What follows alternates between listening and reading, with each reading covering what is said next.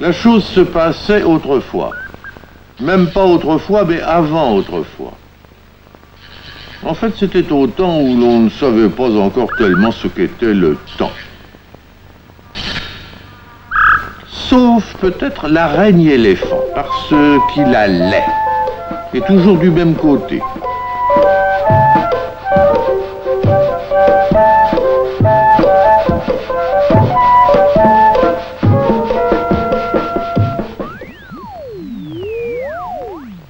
En ce temps-là, les méduses médusaient.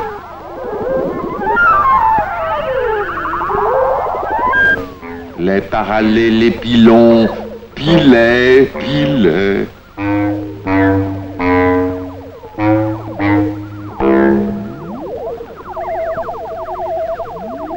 Les amibes amibaient.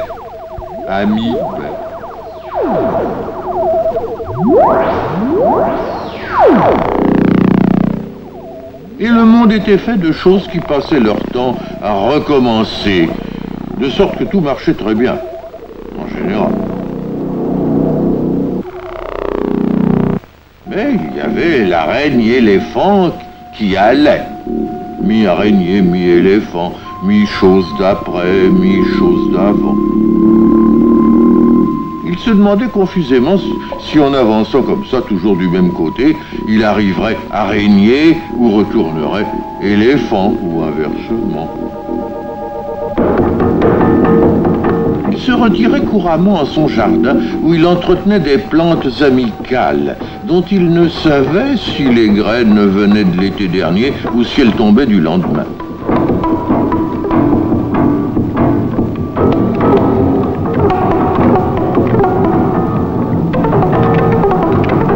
Et là, mi-araignée, mi-éléphant, craignant d'être encore trop ce qu'il était, et pas assez peut-être ce qu'il serait, il réfléchissait tant bien que mal à toutes ces choses, en essayant de penser seul.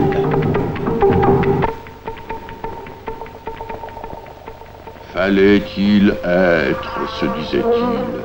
Fallait-il ne pas être, continuait-il, ou bien, dans son cas particulier à lui, araignée-éléphant, fallait-il essayer de ne pas être, tout en étant, mais pas trop, ou réciproquement.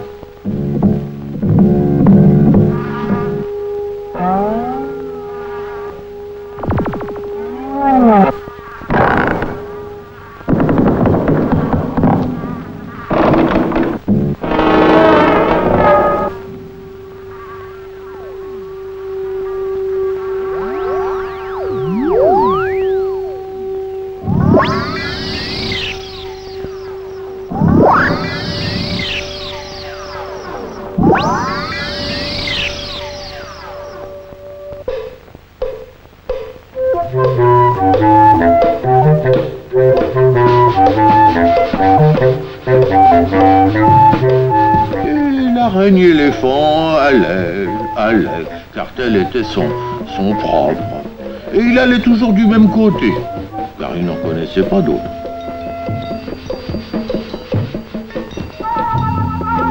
C'est pourquoi il lui fut donné d'aller jusqu'à la limite, après quoi, en principe, il n'y avait rien, sauf la boîte.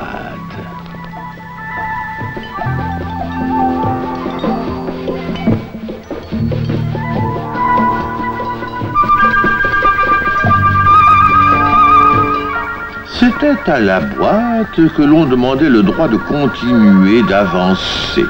Et pour un certain prix, elle acceptait d'ouvrir la limite, qu'elle disait.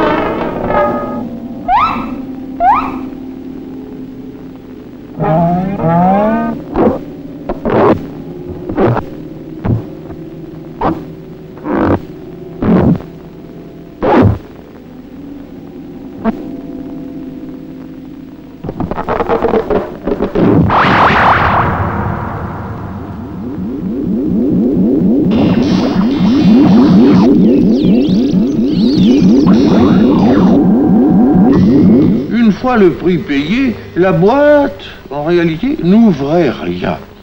C'était une simple boîte à retourner le temps.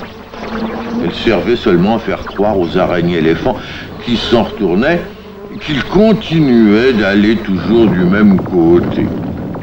Car plus les araignées-éléphants avancent difficilement, plus ils sont persuadés d'aller du bon côté, et dans une certaine mesure, réciproquement.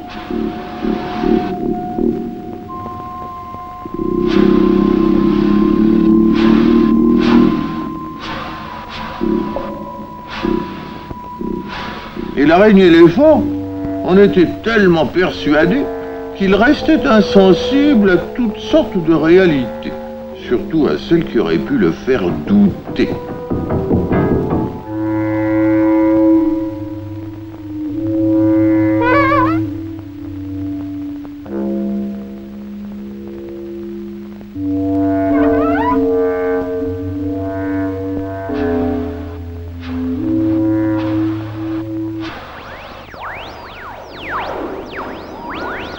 Et il ne voulait connaître aucun autre chemin, aussi séduisant et tortueux fût-il.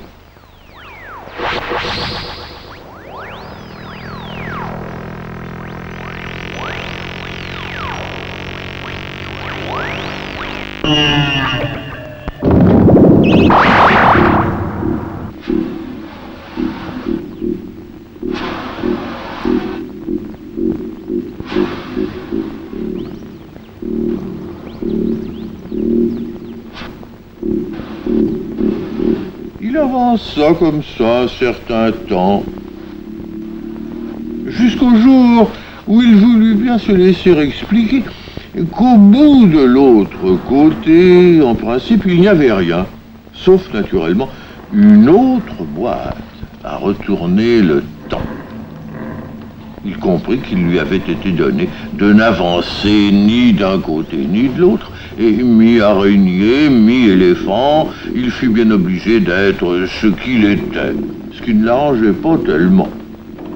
Alors, ne sachant plus que faire, faute de mieux, il se multiplia. Il se multiplia beaucoup, beaucoup, beaucoup. Et toujours du même côté.